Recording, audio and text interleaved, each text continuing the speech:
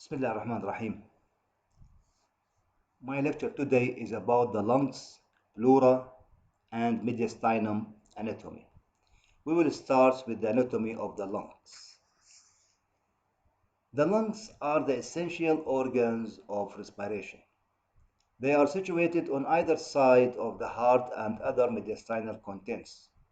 As you know, in the thoracic cavity, we have a central structure within the thoracic cavity which is called the mediastinum al-munassaf, which contains the heart and its main vessels.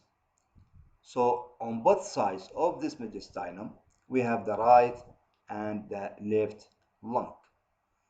The lungs are soft, spongy, and very elastic organs, and each lung is conical in shape, مخروطية الشكل, covered with a visceral pleura. تكون مغطاة بالvisceral pleura, which is called also the الجنبة الحشوية. We will discuss it later on. Being attached, the lungs being attached to the mediastinum only by its root. So the lung within the thoracic cavity has no any attachments apart from certain area which is called the root. And through this root, the lung attached to the mediastinum. And through this route, of course, the main bronchus that enters the lung and the main vessels that enters and other vessels that leave the lungs through this route. So the lung can expand with this respiration, expands, change its size, move freely within the thoracic cavity, and it is only fixed or attached with a certain point to the mediastinum through its root. In the child, بالطفولة, the color of the lungs is pink. It is a pink color. But with age, مع تقدم العمر, the lungs become dark and mottled. Now, what are the features of the lungs? Anatomical features of the lungs. This picture will show you, this is the left lung and this is the right lung. And of course, this is the medial surface of the of each lung. This is the medial surface. So the parts, anatomical features of each lung, it has an apex. This is the apex. It has a base. This is the base of the lung. And it has two surfaces, which is called the costal surface. Of course, this costal surface, part of it is appear in this picture because it is a medial view. And a mediastinal surface. Mediastinal surface, this surface facing the mediastinum. Of course, this is the left and this is the right. And we have, with each lung, we have three borders. We have the anterior border, and posterior border, and inferior border. So each lung has an apex, base, two surfaces, costal surface, mediastinal surface, and three borders: anterior border, posterior border, and inferior border.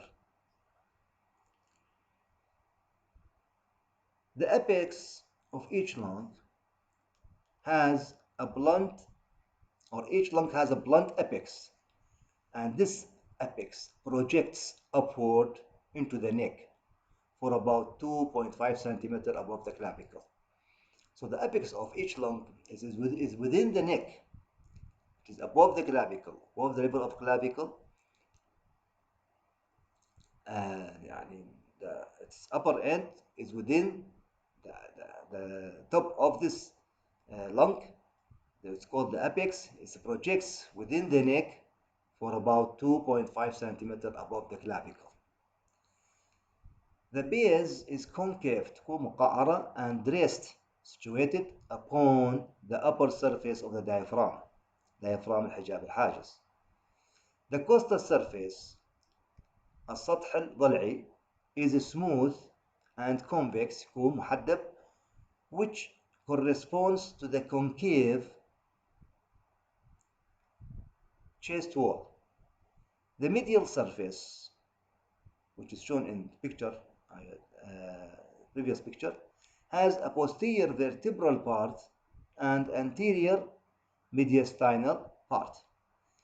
The vertebral part lies in contact with the sides of the thoracic vertebrae and intervertebral discs, while the mediastinal part is deeply concave and related to the mediastinal contents, which causes impressions on this surface.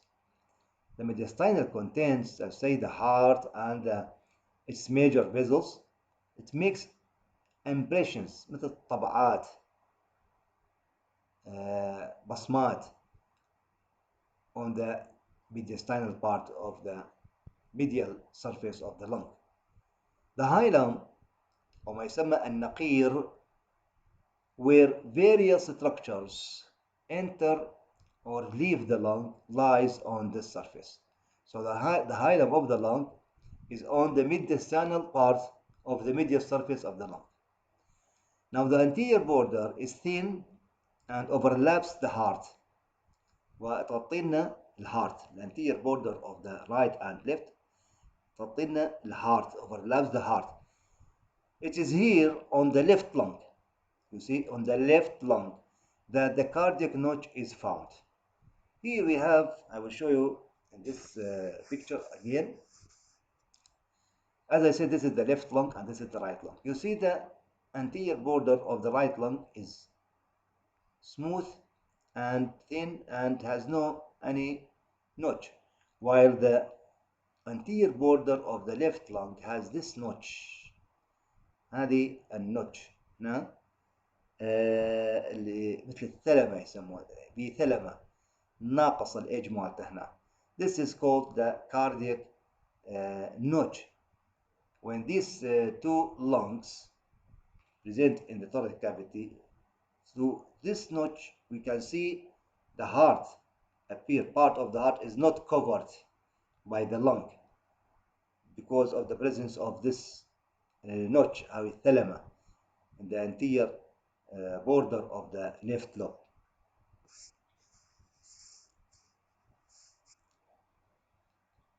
The posterior border is thick, smooth and rounded, مدورة, and lies beside the vertebral column.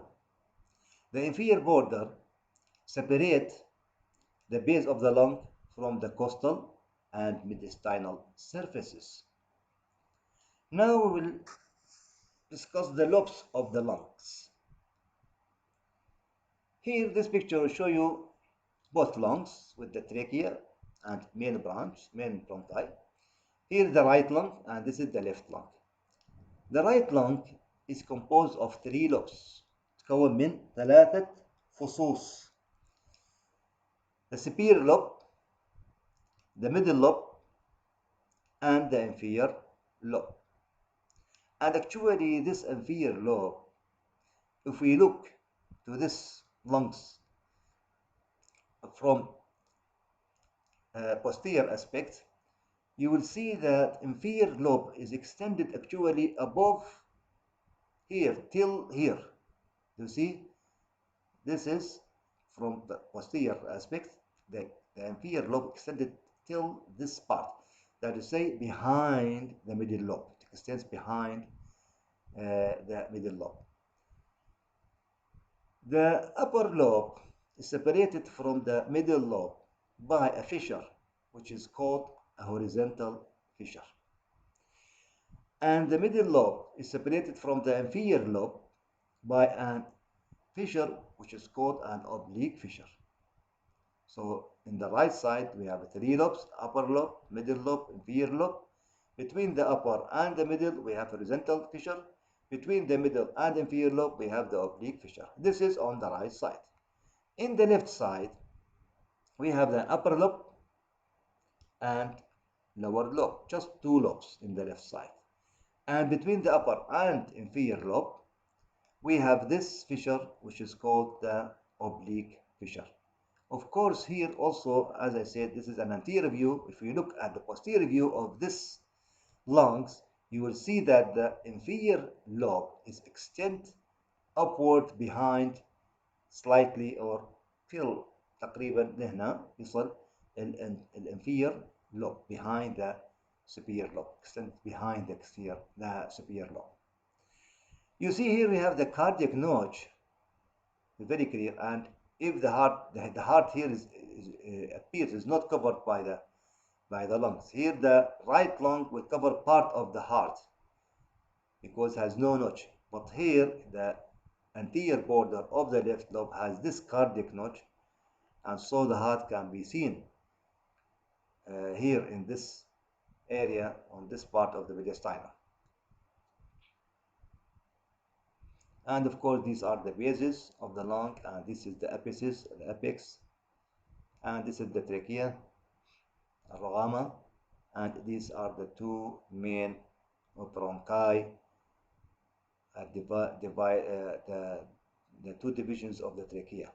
And of course here we have the hilum, where the main bronchus enter the lung, as we said, in the root of the lung. Here it enters the lung. So the hilum at medial surface, where primary bronchus, pulmonary artery, and veins exit the lung.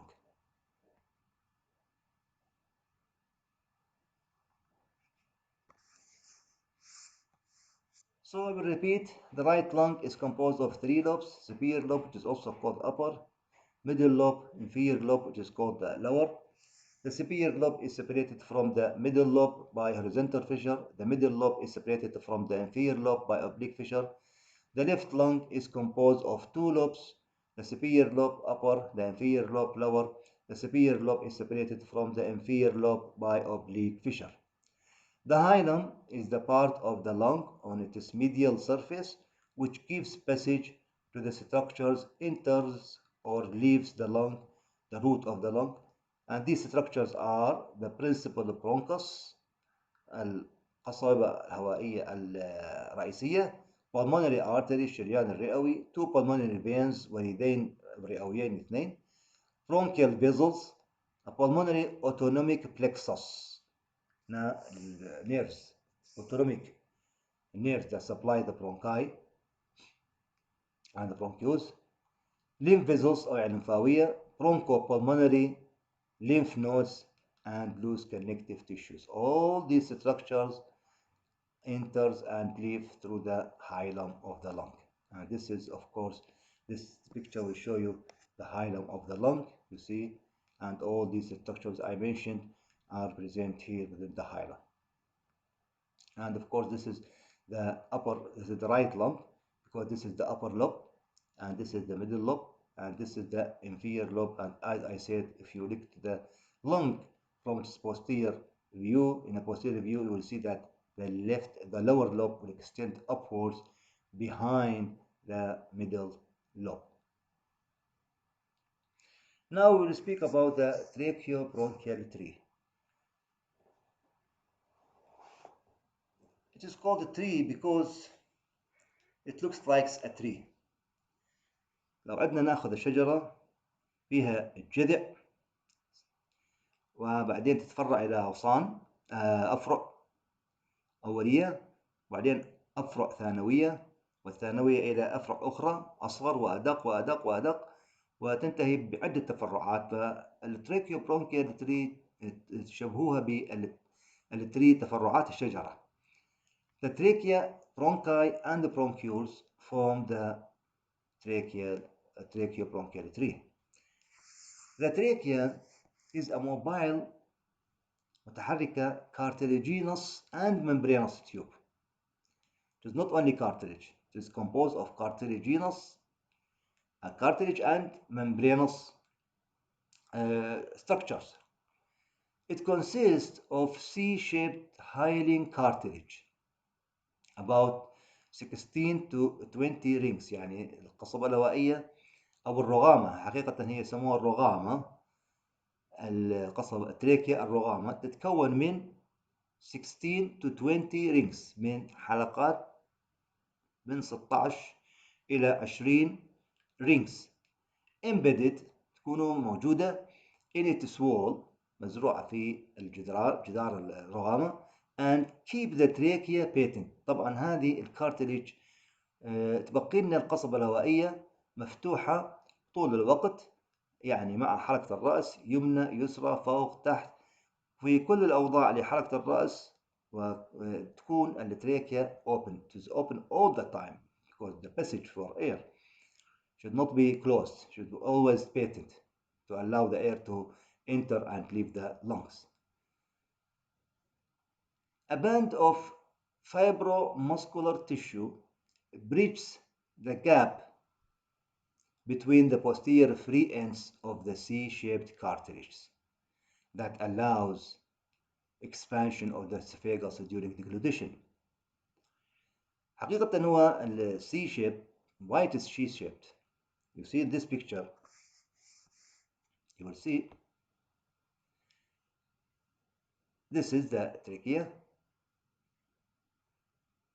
and these are the tracheal rings, but these are incomplete rings. You see in this section, transverse section, we see it is incomplete. It is a C-shaped cartilage as a letter of C. Posteriorly, there is no cartilage, deficient of cartilage, but is replaced. This part of the ring is replaced by a fibromuscular membrane. The muscles that attach two ends of the ring, this cartilaginous ring, is called the trachealis muscle. Trachealis muscle. And behind the trachealis muscle, we have a fibrous membrane or sheath, which is called annular ligament. So it is a fibromuscular sheath that extends along the posterior aspect of the trachea.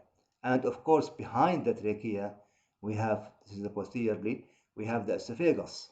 So during swallowing or during deglutition, the bolus of food, اللقمة اللي تنبلع, when it descends through the esophagus in the direction towards the stomach, here, if it passes here, the bolus of food, it makes the expansion of the esophagus. So this fibromuscular layer in the posterior part of the trachea will allow the expansion of the esophagus, carrying the bolus of food towards the stomach. Otherwise, if it is this cartilage, if it is all this is cartilage, it will not. It will make the swallowing or the process of deglutition difficult. The bolus of food may interrupt during its passage toward the stomach. So here we have this part for flexible part fibromuscular membrane that allows the passage or expansion of the esophagus during deglutition.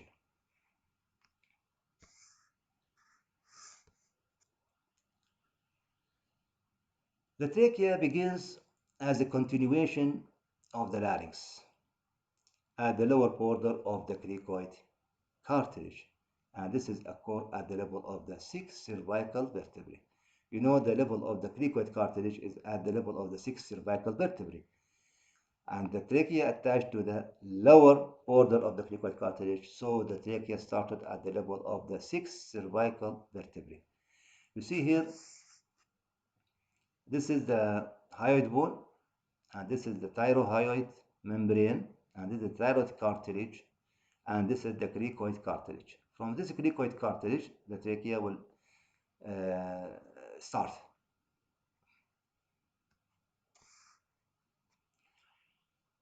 And of course, here we have the level of the, at this level, we have the 6 cervical vertebra. This is very important. Through its wall course, it lies directly in front of the esophagus.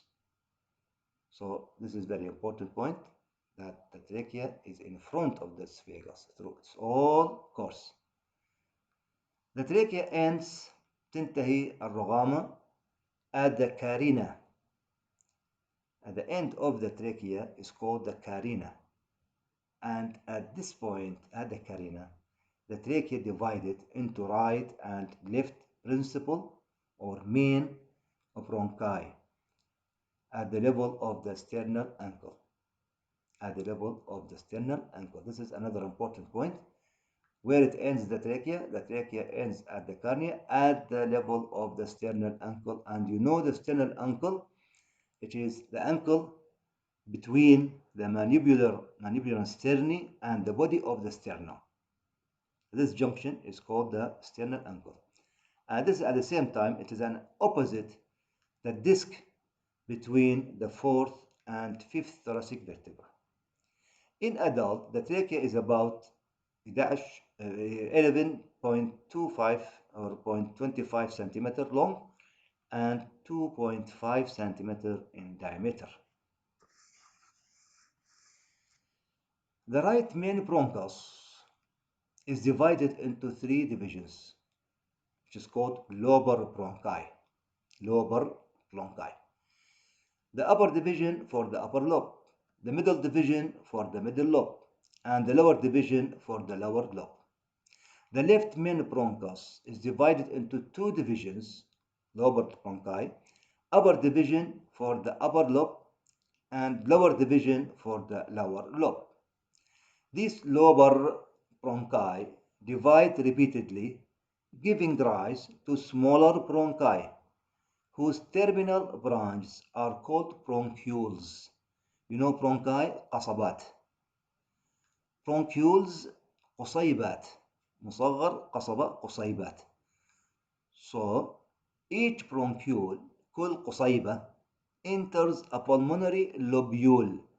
Lobule فصيص. lobe فص. pulmonary lobule الفصيصات الرئوية.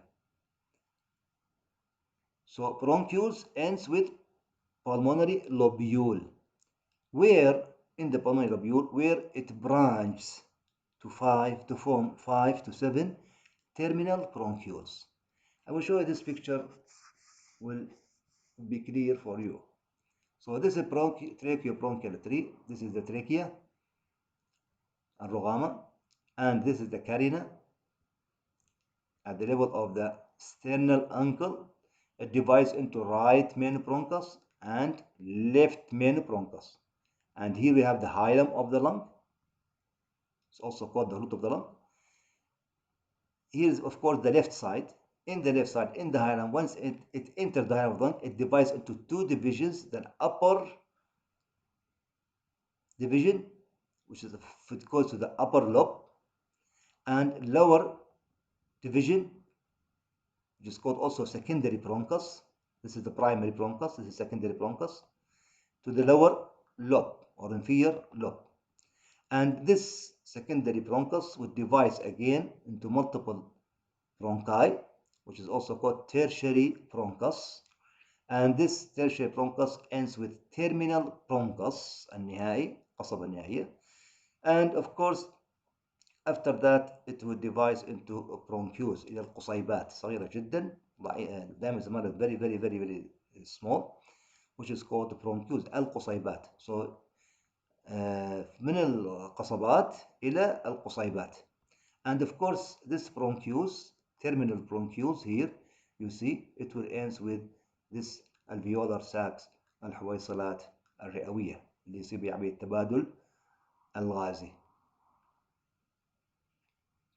Now, what is the blood supply of the lungs? The bronchi and the lungs and the visceral pleura, الجنبة الحشوية اللي تغلف الرئة, receive their blood supply from the bronchial arteries, من الشرايين القصبية, and these bronchial arteries are branches of the descending aorta. You know, we have the ascending aorta and يعني الأبهر صاعد and arch of aorta قوس الأبهر,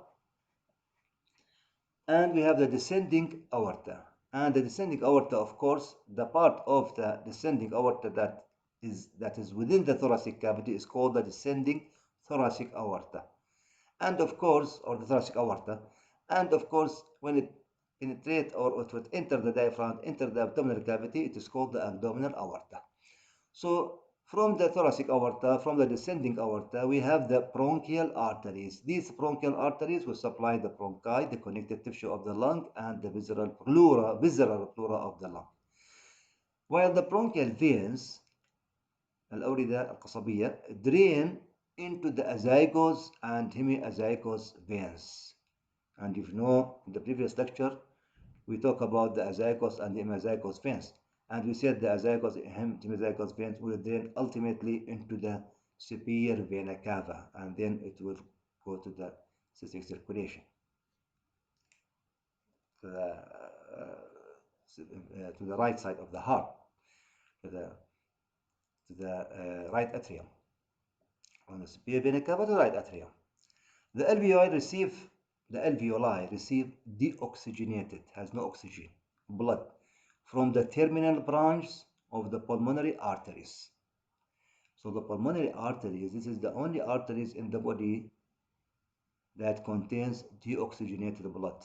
Artery containing deoxygenated blood. And as I said, the alveoli receives deoxygenated blood from the terminal branch of the pulmonary arteries, while the oxygenated blood, الدم المؤكسج, leaving the alveolar capillaries, drains into the tributaries, روافد, of the pulmonary veins. So these are the only veins in the body that carry oxygenated blood, which is the pulmonary veins. So even I put here the color of the pulmonary veins in a red, while the pulmonary arteries in a blue color, just to know that the pulmonary arteries carries deoxygenated blood to the lung, while the veins that leave the lung and carry oxygenated blood, of course, and these pulmonary veins will empty into the left atrium of the heart.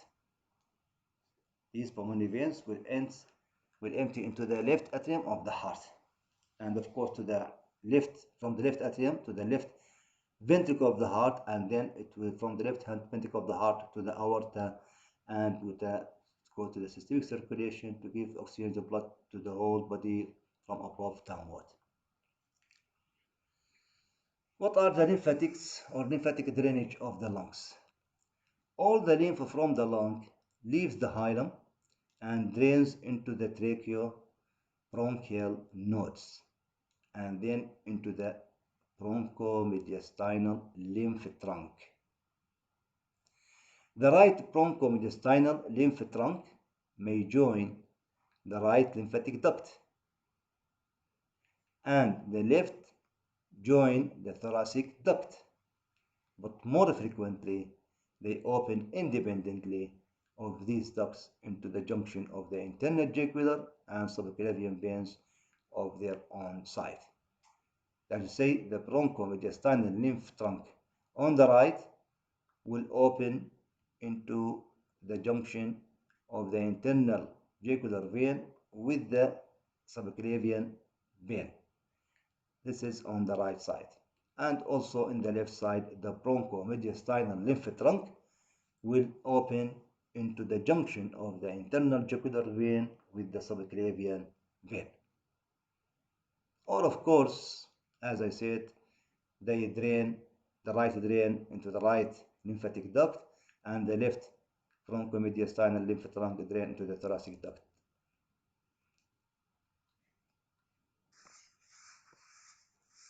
On this picture show you the lymph nodes and lymphatic drainage of the lungs.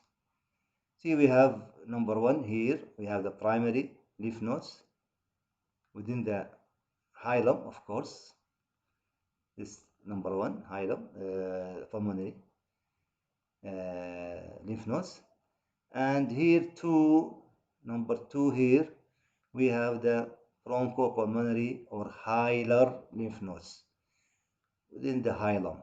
This is within the lung. This is the hilum, which is called bronchopulmonary or hilar, nisbatil hilum lymph nodes. And there, number three here, starting here, we have the tracheobronchial nodes. Tracheobronchial nodes. Between the trachea and the bronchus, the tracheobronchial nodes, and then it ascends to the paratracheal nodes. These are the paratracheal nodes, and then from the paratracheal nodes, it will go to the uh, bronchomediastinal lymph trunk. This is bronchomediastinal lymph trunk on both sides. Here you see paratracheal lymph nodes. It will send to bronchomediastinal lymph trunk, and this lymph trunks, this is the left and this is the right. In the left, it may drain into the thoracic duct, while in the right side, it drains in the right lymphatic duct, or as I said, it may not open in these ducts or this, but it opens at the junction here between the internal jugular vein and the subclavian vein. So either in the left, either in the thoracic duct, or it opens separately, not open in the thoracic duct, but it opens in the junction of the internal jugular vein and the subclavian vein. Also the same side, the same thing in the right side. The bronchomediastinal lymph trunk also may open at the junction of the internal jugular vein, this is the internal jugular vein, with the subclavian vein. So this is the lymphatic of the lungs. Now we talk about the second part of the lecture, which is the pleura, غشاء الجنب، ما يطلق عليه غشاء الجنب. The pleura is a serous membrane, غشاء مصلي, arranged as a closed invaginated sac that covers the lung and lines the chest wall. حتى تكون صورتكم واضحة كيفية وجود البلورا within the thoracic cavity راح نمثلها بشيء بسيط. لو ناخذ بالون نفاخة وننفخها بشكل حد وسط، يعني مو كلش يعني ننفخها بشكل زايد، لا حد وسط. بعد ما ننفخها نسد الفتحة مالت البالون ونجيب قبضة اليد اليمنى مثلا ونعمل انفاجينيشن للبالون، يعني ندخل اصبعتنا كفنا او القبضة مال اليد داخل البالون. هنا ان ندخلها بشكل مستمر راح نشوف انه قبضة اليد راح تحاط بطبقتين من البالون، الطبقة الملامسة لليد تمام، والطبقة الخارجية اللي ما تلامس بشكل مباشر اليد، وما بين الطبقتين عندنا فراغ يشغلوا بعض الهواء الموجود داخل البالون. حقيقة هو الكف نعتبره هو الرئة، والطبقتين الطبقة اللي تحيط بالكف بشكل مباشر نعتبره الطبقة الداخلية للبلورا، والطبقة اللي ما يعني تكون بتماس مباشر مع قبضة اليد نعتبرها الطبقة الخارجية للبلورا، اللي الخارجية يسموها البارايتال بلورا، واللي ملامسة لقبضة اليد يسموها الفيزرال بلورا. وذكرنا بأن قبضة اليد هي الرئة، والساعد اللي مرتبط باليد نعتبره هو root of the lung، الروت اللي يدخل منه القصبة الهوائية واللي يدخل منه الأوعية الدموية واللي تخرج منه الأوعية الدموية، نعتبره هو الروت. فإذا أصبح عندنا واضح شنو معنى invaginated sac. Okay. So the pleura is a serous membrane arranged as a closed invaginated sac that covers the lung and lines the chest wall. طبعا الطبقة الخارجية، الطبقة الداخلية تغلف لنا الرئة، والطبقة الخارجية من البالون قلنا تبطن لنا chest wall، جدار الصدر. Each pleura has two parts, two layers. The parietal layer الطبقة الجدارية، parietal يعني جدارية اللي بالعلاقة بالجدار، وهي outer layer which lines تبطن لنا the thoracic wall، جدار الصدر. The second layer is called, which is the inner layer, is called the visceral layer، الطبقة الحشوية which completely covers the outer surface of the lungs. So the parietal layer lines the thoracic wall. The visceral layer, inner layer, completely covers the outer surface of the lungs. The two layers become continuous with one another by means of a cuff of pleura at the hilum. يعني هم هذول الطبقتين راح يكونون متصلين مع بعض في منطقة واحدة فقط اللي هي الهايلم at the hilum by means of a cuff of pleura. cuff of pleura يعني مثل القيد أو مثل الكم الردن القميص مثلا أشون أو القيد وين يكون at the hilum of the each lung. بهالمكان هذه يتحدون أو تستمر الطبقتين مع بعض في منطقة واحدة فقط هي منطقة الهايلم of the lung. وتخيلوا المثال اللي انطيناه لكم اياه اللي البالون منفوخ وندخل ايدنا بالبالون راح تشوف انه المكان الاتصال التو بلورا هو at the hilum of the lung. The pleural cuff hangs down as a loose fold called a pulmonary ligament. The parietal and visceral layers of pleura are separated from one another by a pleural cavity. ذكرنا الفراغ اللي يشغل الهواء، ذكرنا مثال البالون، ذكرنا قلنا فراغ بين الاوتر والانر، هذا الفراغ يشغله الهواء، لكن هنا عندنا بالنسبه للبلورال اللي طالع لنا اللنج، هذا الكافيتي وهذا الفراغ يسمونه pleural cavity او pleural space, and this space contains a small amount of pleural fluid. It contains a small amount, very small amount of pleural fluid, سائل جنبي. This picture will show you the two layers of the pleura. Here is you have the chest. This is the ribs here is removed, and this is the lung, the left lung, and of course this is the right side of the chest. We have the ribs and the costal muscles, and this is the sternum, this mandibular sterni. This is the ankle, sternal ankle between the mandibular sterni and the body of the sternum. And here is removed. We remove the ribs to show you the lung and to show you the layers of the pleura.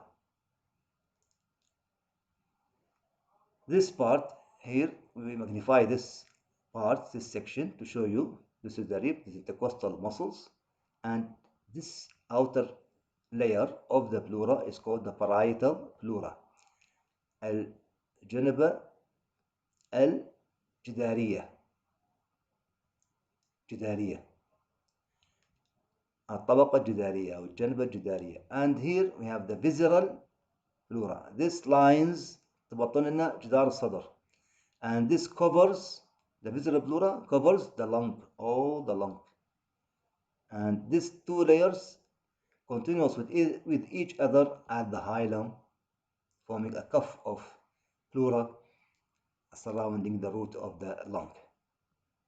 And between the parietal layer, الطبقة الخارجية الجدارية والطبقة الحشوية visceral layer, between these we have the pleural cavity. This is the pleural cavity or pleural space containing very little amount of pleural fluid. Now this pleura, the visceral of course is covered the lung, but the outer is lining the chest wall, forming the lining of the chest wall. This parietal layer has many divisions depending on the site where it is present. So parietal pleura الجدارية divided according to the region in which it lies or the surface that it covers. Actually, it is divided into four pleura or four divisions. The cervical pleura الجنبة العنقية, it extends up into the neck to covers of course the apex of the lung. You know, you remember that when we discussed the anatomy, the anatomical features of the lung, we said that the lung has an apex which projects into the neck for about 2.5 centimeters above the clavicle. This part of the lung, apex of the lung. It is covered also by pleura, and this is called the cervical pleura because it extends within the neck, so it is called cervical. It extends up into the neck. It reached a level of 2.5 to 4 centimeters above the medial third of the clavicle. The second division is the costal pleura, الجنبة الضلعية. This lines the inner surfaces of the ribs, the costal cartilage, the intercostal spaces, the sides of the vertebral bodies, and the back of the sternum. You see, it lines all the thoracic cavity from within. The third division is the diaphragmatic pleura, الجنبة الحجابية. نسبة إلى حجاب الحاجز. It covers the thoracic surface, the upper surface of the diaphragm, حجاب الحاجز. The other division, or the fourth division, is the mediastinal pleura, الجنبة المنصفية. It covers and forms the lateral boundary of the mediastinum. At the hilum of the lung, it is reflected as a cuff around the vessels and the bronchi that constitute the lung root, and here becomes continuous with the visceral pleura. So these are the four parts: the cervical pleura, the costal pleura, the diaphragmatic pleura, and the mediastinal pleura. So of course this is the picture will show you these parts of the parietal pleura. This is the cervical, yellow, colored yellow, and this is of course the mediastinal pleura, to the mediastinum, and this is diaphragmatic on the diaphragm, and this is of course the costal, to the costal, to the ribs and cartilage and sternum and so on. Now, what is the nerve supply of the pleura? The costal pleura is supplied by the intercostal nerves, while the mediastinal pleura supplied by the phrenic nerve, العصب الحجابي. Of course, the phrenic nerve, the nerve supply the diaphragm. It's a very important nerve, arises from the ventral roots of the cervical C3, 4, 5. And this phrenic nerve which supply the diaphragm, it also supply the mediastinal pleura.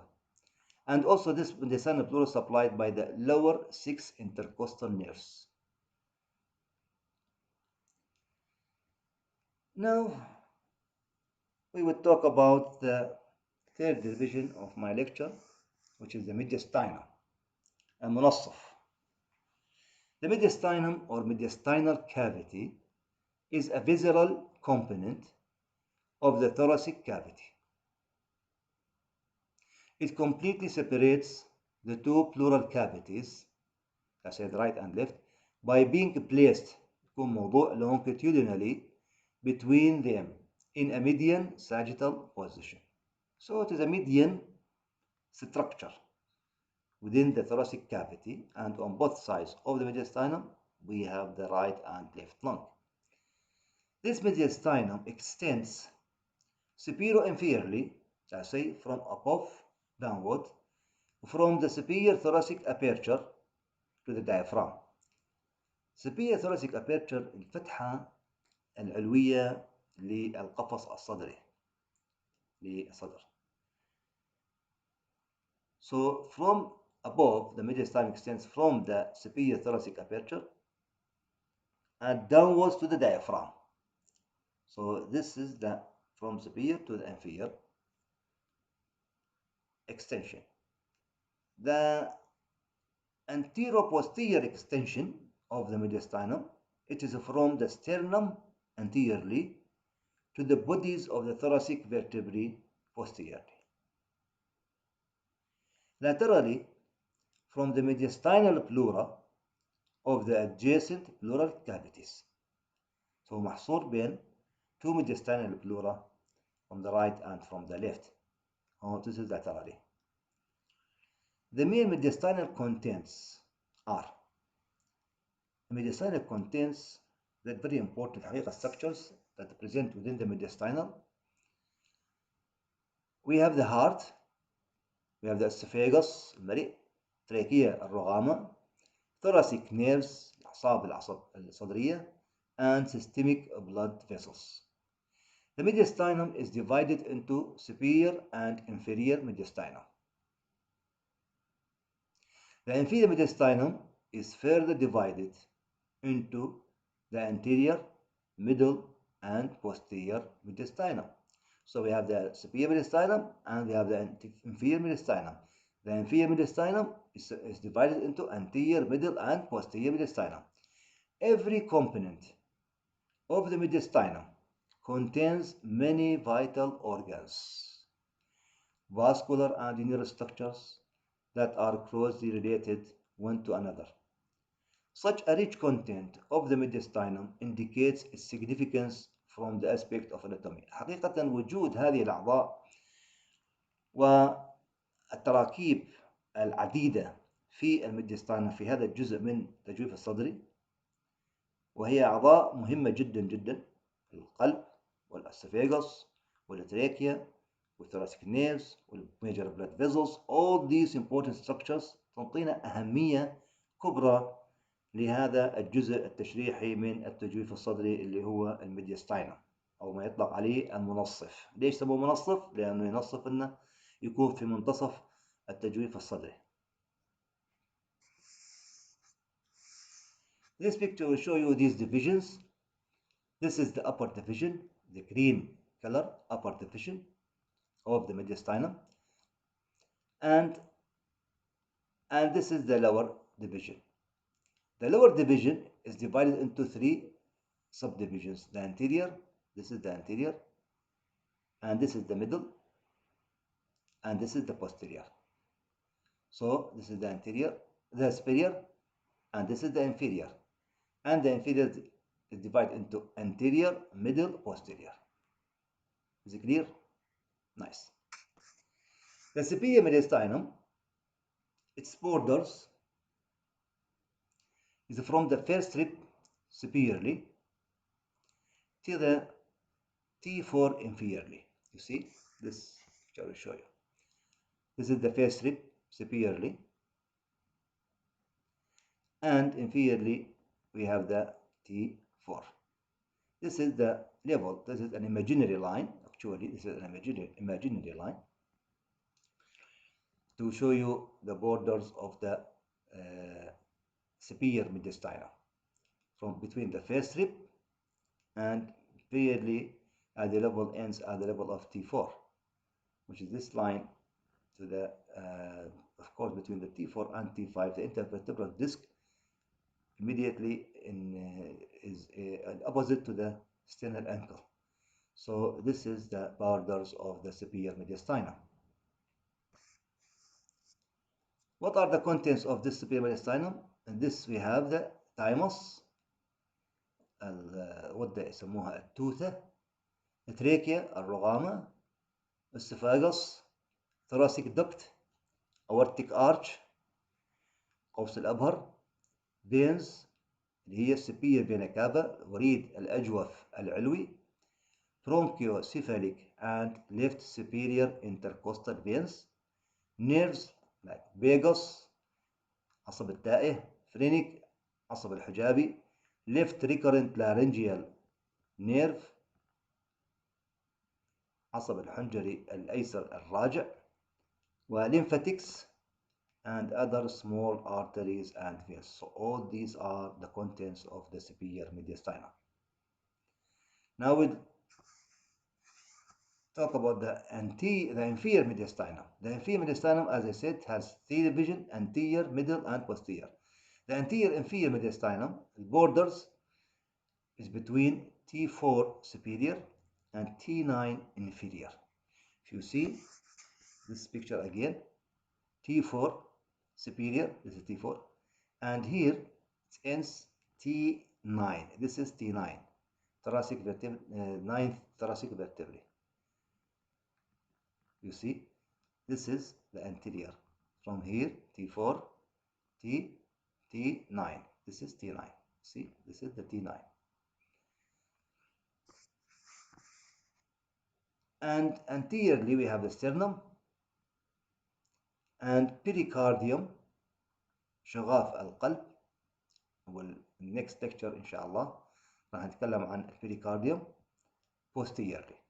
So it lies between the sternum anteriorly and the pericardium posteriorly. What are the contents of this anterior inferior mediastinum? We have the remnant of thymus, بقايا غدة التوثة, and lymph nodes.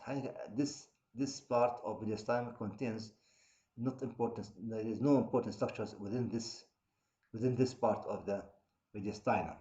Just remnant of thymus and lymph nodes. The middle inferior mediastinum, which is also between T4 superior and T9 inferior, and anterior aspects of pericardium anteriorly and posterior aspects of pericardium. So its main structures, very important structures here, is the heart and its major vessels within the middle inferior mediastinum. Don't forget, this is important for MCQ. The contents of this middle inferior mediastinum or inferior middle mediastinum, we have the phrenic nerve, العصب الحجابي, the heart, the pericardium, شغاف القلب, غشاء يحيط بالقلب, the ascending aorta,